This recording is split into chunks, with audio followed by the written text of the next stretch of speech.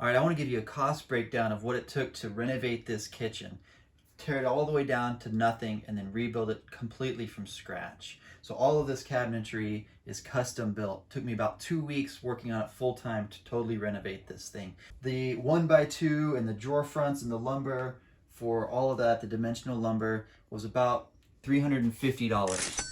The plywood, which would have been for the 1/4-inch plywood for these face sheets, the 1/2-inch plywood for the drawers and all of that, was about $150.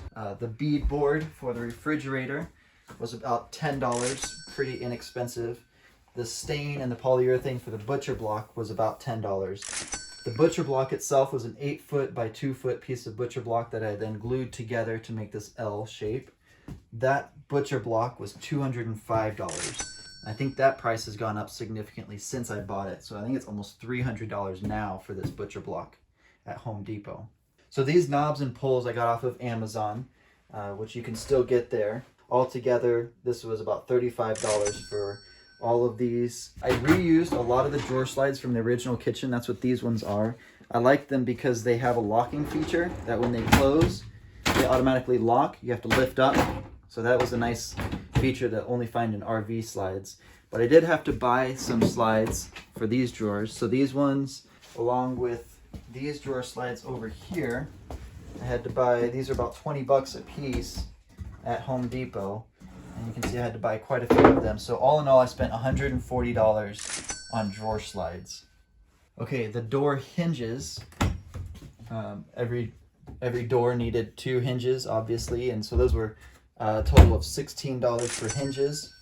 Then there's a lot of miscellaneous screws and hardware for the doors, like pocket hole screws and nails, putting this thing together. That was about $15. We needed about 1 quart of paint for all of these drawer fronts and a little bit more, but we had extra. But all in all, it was about $30 worth of paint to cover these cabinets. The sink is a deep, I think this is a 9-inch deep sink, single basin sink. This sink cost $350 on Amazon. I think it's now going for $200, so this is a little bit cheaper now.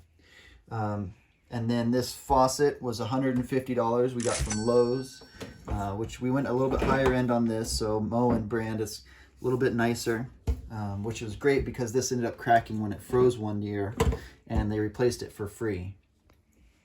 The plumbing for all of it was about $170. I used SharkBite plumbing for a lot of it.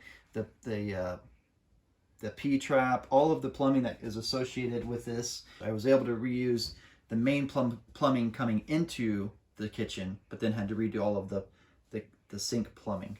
On the back here, we used a stick-on tile backsplash, and this we got off of Amazon for $85. We had to buy 2 packs for $85. This light fixture is from Amazon. It was $35. So I was able to reuse all of my appliances. So this microwave, the vent hood, and the oven, and the furnace grates were all original. I just spray painted these furnace grates, but everything else was original to the RV, and I just reused all of that. So no cost there. And I'm not going to include the price of the flooring because that runs throughout the whole thing. And so instead of just giving you 20 square feet of flooring, I just leave that price out. So all in all, you add everything up, this total cost of kitchen renovation was $1,750.